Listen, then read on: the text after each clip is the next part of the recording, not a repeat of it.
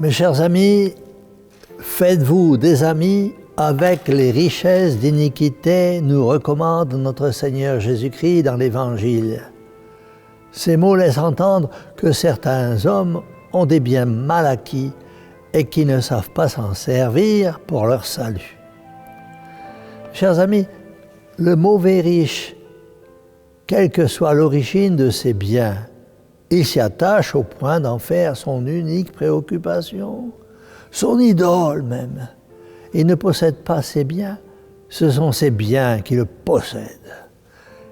Et le malheureux ne songe pas qu'un jour, il lui faudra tout quitter. Il oublie la mort et l'autre vie.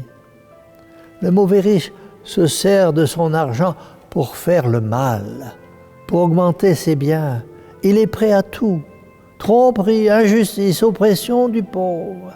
Et c'est à cause de ses biens qu'il peut se livrer à son aise, au luxe, à la débauche, à l'inconduite.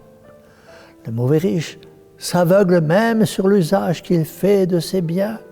Il appelle épargne ou économie son avarice, libéralité ou générosité, son amour du vice, prudence ou prévoyance, son âpreté au gain. Il a beau s'examiner, il ne trouve rien à se reprocher.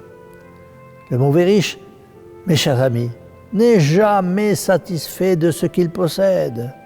Son âme est insatiable. Plus il a, plus il veut avoir. On comprend que c'est à lui que songeait notre Seigneur Jésus-Christ quand il disait à ses apôtres « En vérité, je vous le dis, il sera difficile à un riche d'entrer dans le royaume des cieux. » Mes amis, parlons maintenant du bon riche. Il y a aussi des biens, mais il s'en détache. Il ne s'en reconnaît que le dépositaire et l'économe. Le propriétaire, c'est Dieu.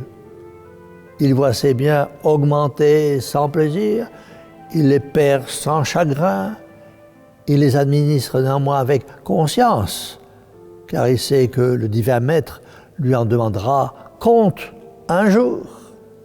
Pour lui, comme pour tous les bons chrétiens, les seuls biens désirables sont au ciel. Le bon riche, mes chers amis, se sert de son argent pour faire le bien. Par ses largesses, il se fait des amis sur la terre, dans la personne des pauvres, des serviteurs de Dieu, religieuses et prêtres, qui ne vivent que de la charité. Par ses largesses, il se fait des amis au purgatoire, en travaillant au soulagement et à la délivrance des pauvres âmes. Par ses largesses, il se fait des amis au ciel, en contribuant au culte et à la gloire des saints et des bienheureux. Mes chers amis, que de défenseurs il trouvera un jour au tribunal de Dieu. Le bon riche, mes chers amis, ne se glorifie pas du bien qu'il fait. Il se souvient de la parole de notre Seigneur. Quand tu fais l'aumône, que ta main gauche ignore ce que fait ta main droite.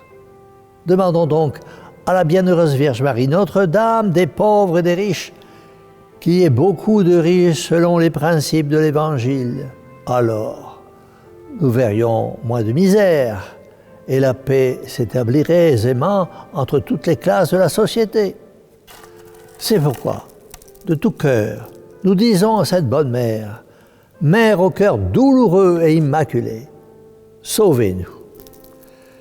Et que la bénédiction du Dieu Tout-Puissant, Père, Fils et Saint-Esprit, descende sur vous tous et y demeure à jamais.